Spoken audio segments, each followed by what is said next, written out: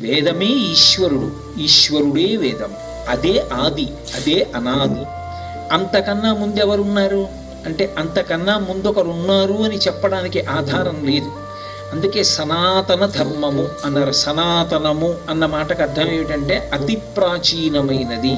అలా ఈ సృష్టికి అంతటికీ మొదట ఆయన ఉన్నాడు. ఈ సృష్టి నిర్వహింపబడుతున్నప్పుడు ఆయన ఉన్నాడు. ఈ సృష్టి అంతా మహాప్రళయంలో లయమైపోయినప్పుడు ఆయన ఉన్నాడు.